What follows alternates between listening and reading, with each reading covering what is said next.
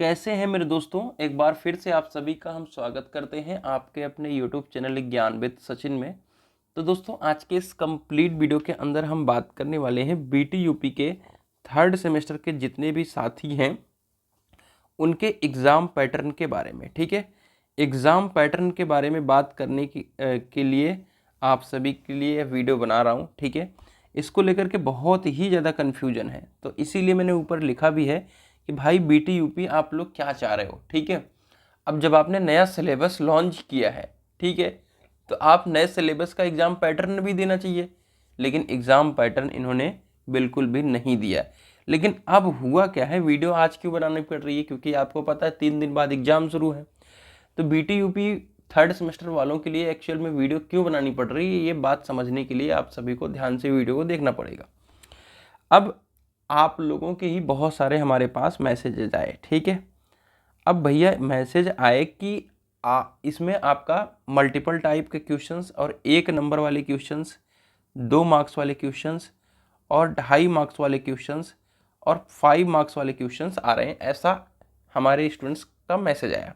ठीक है भैया, अब जैसा कि आपको पता है कि अगर आप फर्स्ट सेम का सिलेबस उठा लोगे, ठीक है, अगर अप्लाइड फिजिक्स फर्स्ट का उठा लोगे तो कुछ इस पैटर्न को ये फॉलो करता है। ठीक है, अगर सेकेंड सेम में आ जाओ, ठीक है, सेकेंड सेम में आप आईटी सिस्टम को उठा लो। ठीक है, तो आईटी सिस्टम कौन से सिलेबस को फॉलो करता है, कौन कौन से, मतलब एक एक जो भी क्वेश्चंस हैं, 3 क्वेश्चंस गिवन होते हैं एक में। ठीक है, एक पार्ट में 3 क्वेश्चंस गिवन होते हैं, 2 करने होते हैं जी, 5 नंबर के।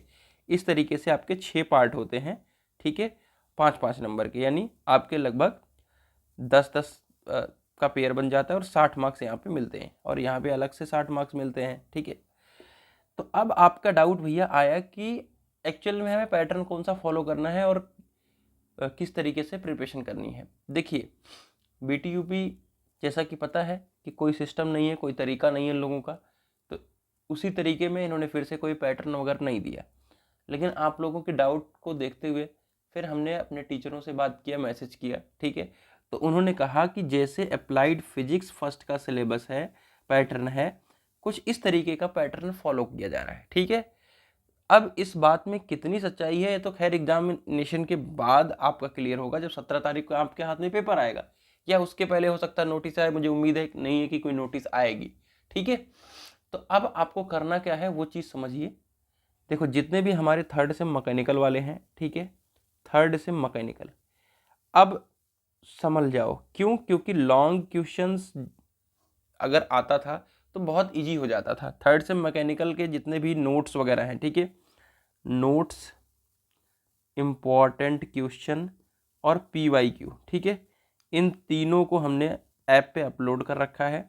ठीक है, 99 रुपीज़ में। तो अगर आपने ज्ञान विद सचिन मोबाइल एप्लीकेशन को नहीं डाउनलोड किया है तो आप अभी डाउनलोड कर अपनी तैयारी को शुरू करिए।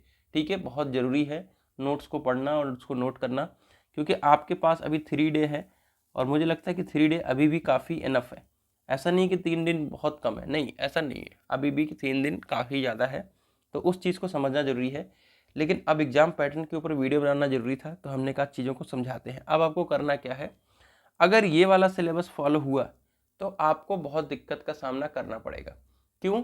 क्योंकि इस वाले सिलेबस में आपको डेप्थ एनालिसिस करना पड़ेगा। डेप्थ एनालिसिस करने का मतलब ये है मेरे प्यारे साथियों कि आपको छोटी छोटी चीज़ें, छोटे छोटे डेफिनेशंस आप सभी को पता होनी चाहिए। ठीक है, तो उसके लिए आपको पूरे सिलेबस को फॉलो करना पड़ेगा। लेकिन देखो, लॉन्ग क्वेश्चंस तो आप सभी के फंसेंगे, जो 4-5 आएंगे और 2.5 के आएंगे। तो आपने अगर लॉन्ग क्वेश्चन तैयार कर रखा है तो शॉर्ट वाले तैयार हो जाएंगे। लेकिन छोटी छोटी डेफिनेशंस, हो सकता है एंट्रोपी की डेफिनेशंस पूछ ले, ठीक है, सैचुरेटेड प्रेशर की डेफिनेशन पूछ ले, तो इन सब की डेफिनेशंस आप सभी उतना नहीं तैयार करते, मुझे आशा है। ठीक है, तो इन सब को भी आपको पढ़ना चाहिए।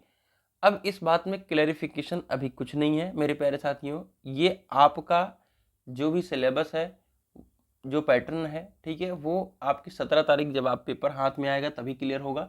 लेकिन मेरी तरफ से यही एडवाइस है कि आप छोटे छोटे, मतलब मेरे वीडियो बनाने का मकसद क्या था कि आप छोटे छोटे जो कह सकते हैं कि क्वेश्चंस हैं उनकी भी प्रैक्टिस करना शुरू कर दो। यानी इन 2 दिनों में अगर इनकी भी थोड़ी बहुत प्रैक्टिस कर लोगे, जैसे बॉयलर चैप्टर है, वहाँ पे तो ऐसा कुछ नहीं है, टरबाइन में भी कुछ नहीं, शुरू के जो 3 चैप्टर हैं उनमें आपको प्रैक्टिस करनी पड़ेगी थोड़ा सा, और अगर उनकी प्रैक्टिस थोड़ा सा अच्छे से कर लेते हो तो काम आपका थोड़ा सा ईजी हो जाएगा। अब क्या सिलेबस फॉलो होगा, क्या पैटर्न फॉलो होगा, सिलेबस तो क्लियर है, पैटर्न क्या फॉलो होगा ये क्लैरिफिकेशन बाद में आएगा, और पेपर मिलने के बाद या उसके बीच में कोई नोटिस आएगी तो बताएंगे। तो ये कंक्लूजन वीडियो थी, मुझे आशा है कि इससे थोड़ी बहुत आपको हेल्प मिलेगी और आपको थोड़ा इस बात पे सचेत होना पड़ेगा। तो मिलते हैं एक नई वीडियो के साथ, तब तक के लिए bye bye, take care, love you all.